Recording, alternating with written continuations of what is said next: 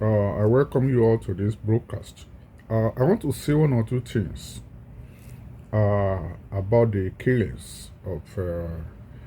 killing of 16 people in Uromi in Edo State. Uh, that killing was very unfortunate. It is uncalled for in a sane society. It should be condemned by all and sundry. Unfortunately, Nigeria is going through a very terrible situation, and our so-called leaders have failed the country. May Nigeria not happen to us. What is happening in Nigeria presently is as a result of Nigeria happening to everybody. Even those of us who are outside the shores of Nigeria, uh, is because Nigeria happened to a lot of us, and we have to look for escape route. It is very unfortunate that those who call themselves leaders in Nigeria have failed themselves, they have failed society, they have failed Nigerians. It is only when they need one or two things that they are very effective. But when it comes to governance, Nigeria politicians are very inefficient and ineffective. In a safe society, we should have policemen parading all over the place. But in case of Nigeria, when there is crisis, when people call police, they will not come until after armed robbers or whatever have left. And that after armed robbers might have left, Nigeria policemen will start raiding passerby. I've said one or two things about this in the past in this channel. There was a brother of mine, not a relative, just is from my hometown, and he said he used to drive mole in Lagos, and very early in the morning he went to pick the mole. Unfortunately for him, armed robbery just took place around that place, and the police just pick him up. They took him to Alagba. Unfortunately for him, uh, uh, we have a brother who was at that time at Alagba from Ikere, a senior retired as a senior police officer. I was at that time at Alagba, and according to this brother, he said some people told him in detention there at Fort CID Alagba that there is somebody from Ikere here, a police officer here from Ikere. He now said he sent a message to him, and fortunately for him, he was let loose. But he said people were being killed in detention, in detention, in police detention, that people were killed in his presence. This brother is from Molotin family in Okekere, Kerekiti. He said people were murdered by policemen. That means Nigerian policemen commit some of them commit extrajudicial killings. He said people were killed, suspects were killed in his presence. So when Nigerian police, the politicians, they are not always effective, they are inefficient. It is very unfortunate. I don't know why after almost 2 years, why it's difficult for President Bola Ahmed Tinubu to let us have state police. It is very easy for Apabio to deal with Natasha. It is very easy for Apabio to become a judge in his own case. It's easy for him to deal with Natasha, but it's difficult for him to create an avenue for us to have state police. We need to have state police. It is the same federal system that America is practicing, that Nigeria is practicing. The same presidential system. We copy this same presidential system in America, and the presidential system is working in America, but today it's not working in Nigeria. So the Nigerian Nigeria politicians, they are only using the presidential system to siphon money, to steal what they need, and also steal what they don't need. This is very unfortunate. Nigerian populace are wallowing in abject poverty. Security is zero. Those 16 people that were killed is very unfortunate, but we need to ask ourselves. This action is condemnable, but we need to ask ourselves, why is it that when things like this happen in the southern part of the country, it is very easy for the authorities to pick people? As I've said earlier, I understand people have been arrested. Are we sure that these people that were arrested are not even innocent?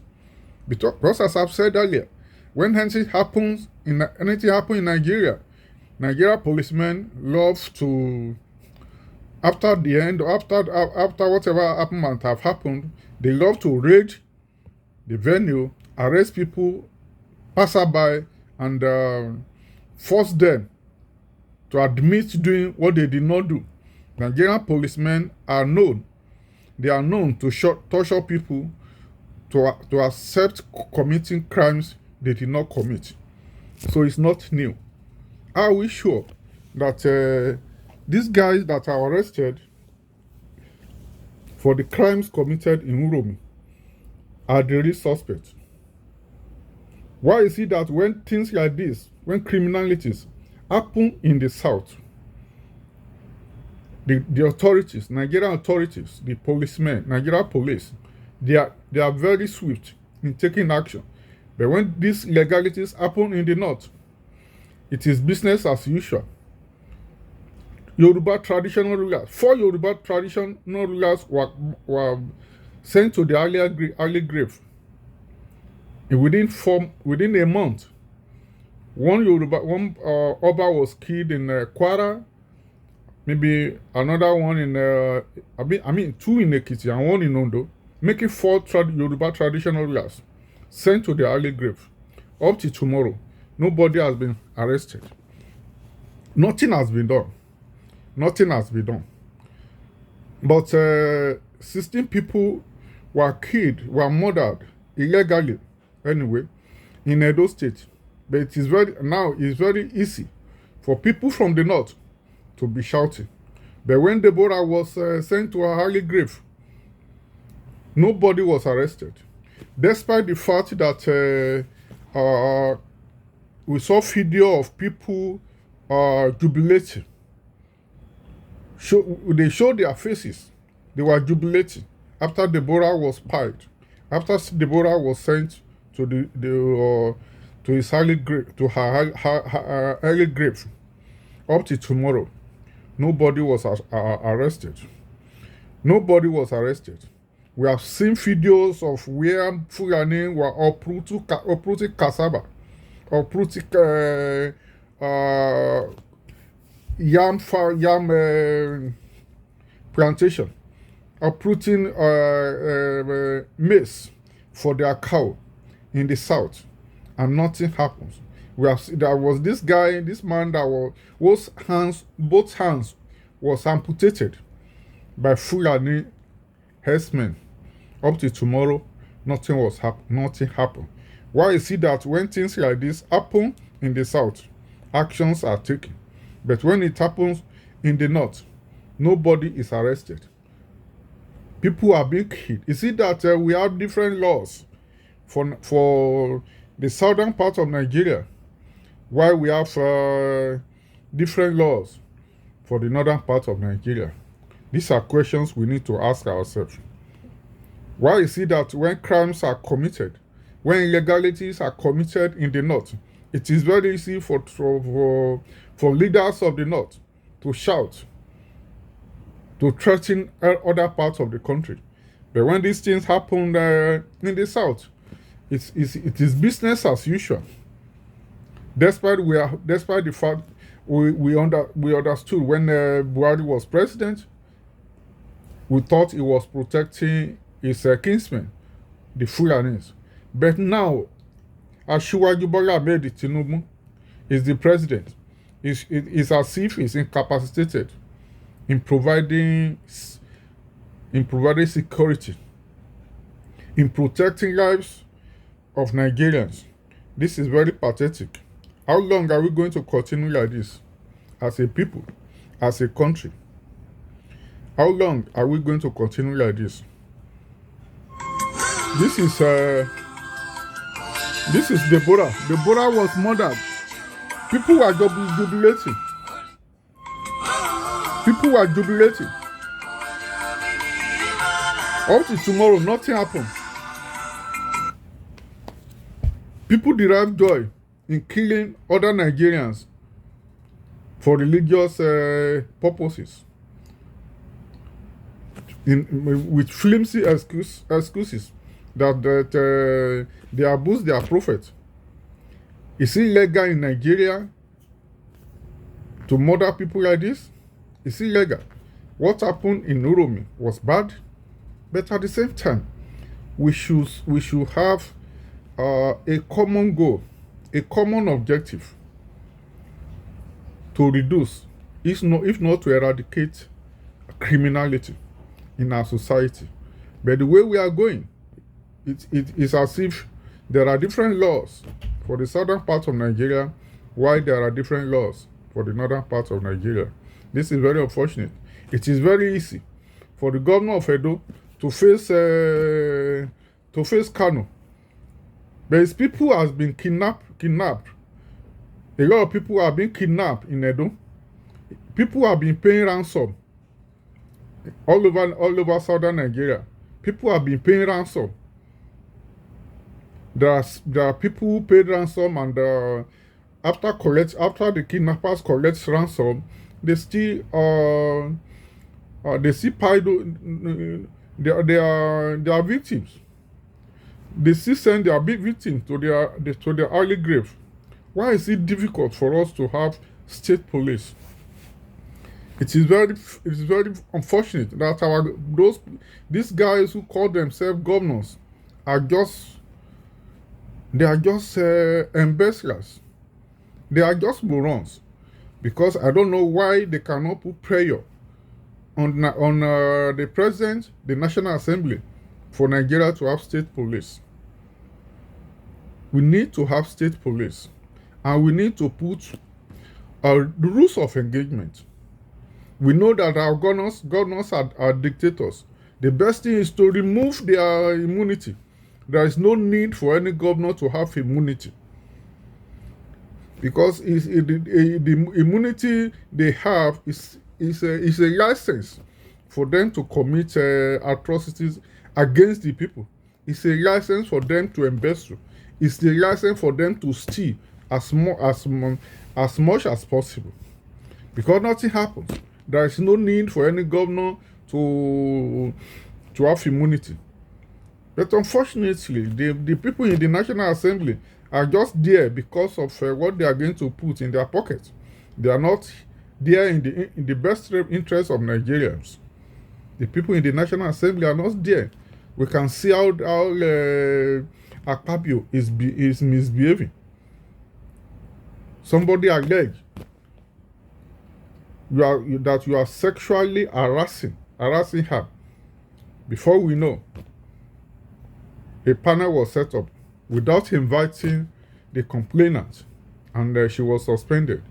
We also saw what happened in the recall process. People were invited to come and take care palliative. They were asked to sign, to bring their voters card. How long are we going to continue with this kind of rubbish as a people? This is unfortunate. How long? Why is it difficult for people to sit down and face this country called Nigeria? Why is it difficult for us to face Nigeria? Why is it difficult for Asiwaju Bola Ahmed Tinubu to fix Nigeria? Must we wait for revolution? If we fail to fix this country before we know something else will fix it. If people at the helms of affairs today are unable to fix it, somebody one day will fix it for you guys. And you will all regret your actions. Because you guys are doing nothing. The people that the people that decided to burn those guys alive, they did that because Nigeria failed them, because the system failed them. If they know that once they hand over suspect to the police, that those people will be prosecuted, they won't take laws into their hands by murdering them. Because it's very glaring. It happens every day. When criminals are arrested, before you know, you see them on the streets again. You see them. The police, so everywhere in the world, the police are supposed to be your friend. Our Nigerian police are our friends. I know we have some responsible Nigerian policemen, but generally, can we say Nigerian police is our friend? Can we say Nigerian policemen? Can we say they are our friends? The answer is no. I remember I once, as a youth corper, I was driven out of Aba Central Police Station at midnight without them asking for my details. I've said it on this platform before. My first engagement with face-to-face engagement with the American police was when the vehicle I boarded broke down. And New Jersey policemen just all of a sudden came. And the only thing they asked for is for the driving license of the driver. And before you know, they ferried us to the nearest bus stop to continue our journey. Can this happen in Nigeria? The Nigeria system has failed us. The politicians have failed us. Those in authorities have failed Nigeria. I see no reason why we should not be able to because with the telecommunication system, why Nigeria police should not be able to track kidnappers? Why is it that when a big man is kidnapped, before you know, the Nigeria police will swung into action? The former police commissioner of Lagos State, who retired as who retired as AIG, his wife was kidnapped. Before you know, the police was able to neutralize the kidnappers because he happened to be a big man. Because because the retired AIG is not a poor man. He's a big man. He's a big man. In civilized society, in developed countries, you don't see policemen for carrying bag, following politicians all about. You can have security details. But in Nigeria, the other day I saw Akpabio on TV, about 20 mobile policemen following him. Because Nigeria is not secured. Because Nigeria is not secured. Where I live, at the times I leave work 1 a.m. without fear, I'll just drive. As you are driving, you see other people driving. You see policemen on the road. You see policemen. If you run into trouble, maybe you have a flat tire, before you know, police will be there to assist you. But not in Nigeria. When there is armed robbery in Nigeria, you see call police, they will tell you they don't have vehicle. They don't have bullets. And I remember I used to have a friend in Bariga police station. I went to visit him one day, and he was counting bullets. Was handing over bullet, counting bullets. to police officer going on to man banks overnight. 1, 2, 3, 4, 5. 1, 2, 3, 4, 5. A police officer that has family. You are risking his life, giving him 1, 2, 3, 4, 5 bullets to go and stay somewhere overnight, to go and take care of security overnight. When people that are the armed robbers is going to be, how is that kind of a person face armed robbers with unlimited bullets? How will he face them when he has family to take care of? He will just throw away your rifle and pick race, because he too has a life to live.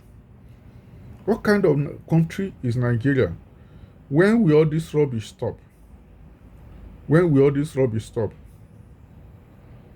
4 Obas were sent to the early grave. No governor. We did not see any governor. Yoruba governors didn't go to those towns to go and visit the families of those traditional rulers, because in the southern part of Nigeria it's as if the lives of inhabitants are not that important. Then in the north, it's like if anything happened to their people in the south, down south, they always like to take action. They always like to shout. They always like to threaten us, threaten the southerners. This is very unfortunate.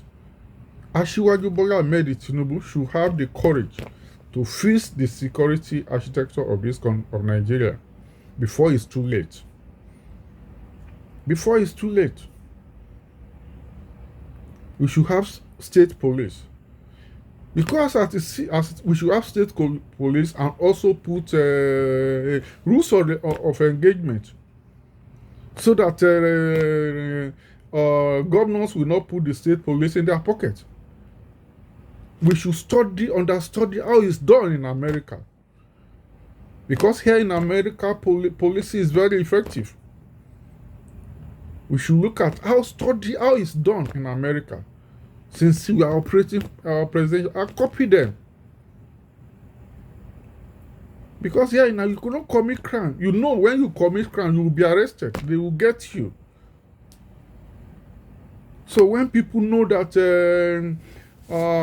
if they commit crime, they will going to get them. A lot of people avoid committing crime. There's no way when you commit somebody, they will get you. But in Nigeria, you can just do it and go scot-free. Because you know, when you do it, nothing they happen.